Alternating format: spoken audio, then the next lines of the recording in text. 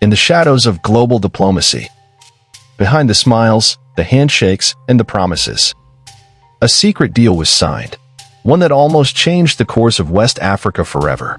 At the center of it all stood two powerful men, Vladimir Putin and Captain Ibrahim Traore, the young revolutionary from Burkina Faso.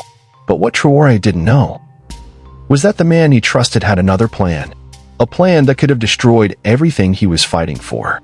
This is the story of how Russia nearly betrayed Burkina Faso. When Ibrahim Traore took power in Burkina Faso, he didn't just overthrow a government. He ignited a movement to free West Africa from the grip of neo-colonialism and foreign puppets. While ECHO was threatened, France retaliated, and the West watched. But from the East came an outstretched hand. Moscow.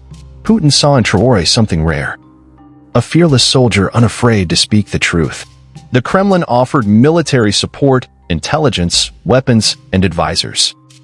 Burkina Faso embraced Russia, and the Wagner Group quietly replaced French troops. To many, it looked like Africa finally had a new protector. But behind closed doors, Putin's men were drawing up contracts not just for peace, but for profit. Burkina Faso is rich in gold.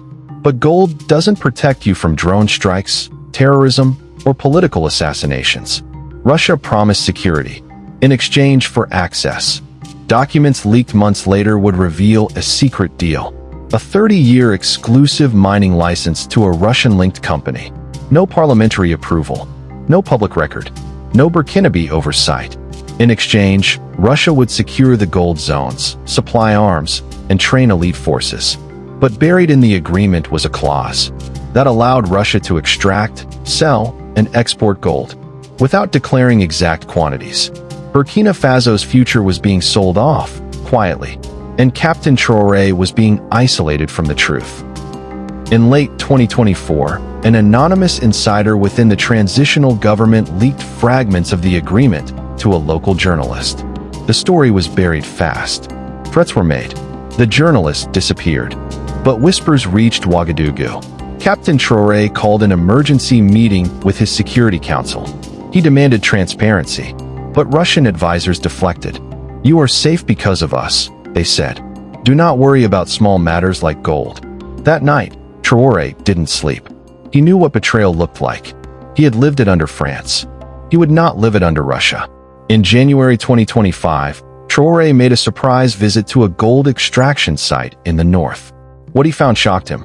Russian guards, Russian trucks, and a complete absence of Burkinabe officials. He confronted the Russian commander on site. "This is Burkina Faso's land. Where is our gold going?" The reply was cold. "This is Moscow's concern. You have bigger enemies to face." It was no longer a partnership. It was a quiet occupation. Traoré returned to the capital furious. He summoned the Russian ambassador. He demanded full disclosure. And for the first time, he said no to Putin. The Kremlin wasn't pleased. Russian media began painting Traoré as unstable, unpredictable. Suddenly, foreign-funded protests began in Ouagadougou. "Traoré is a dictator," they chanted. He recognized the tactic. It was the same playbook used by the West, now used by Moscow. But this time, Traoré didn't blink. He went on national television and addressed his people directly. "Burkina Faso is not for sale, not to the West and not to the East. We want partners, not owners." The speech went viral across Africa. Young leaders in Mali, Guinea, and Niger applauded. But in Moscow, the silence was deafening. Behind the scenes, Traoré activated a secret plan. He began reaching out to other African nations, Angola, South Africa, Algeria, to form a regional defense and resource alliance, one not controlled by Paris or by Moscow.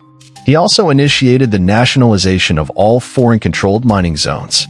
The Wagner-linked companies were given 90 days to declare all operations.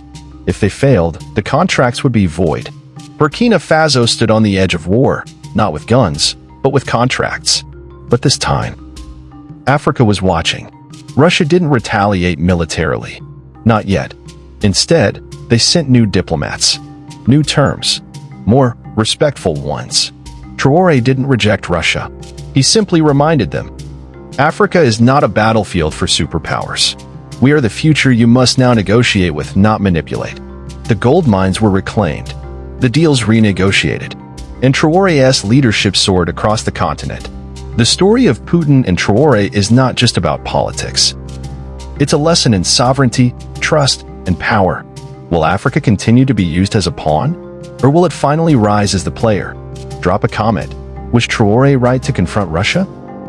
Like this video if you believe Africa must own its future. Subscribe to the Africa Trends for more untold African power stories. Don't miss what comes next.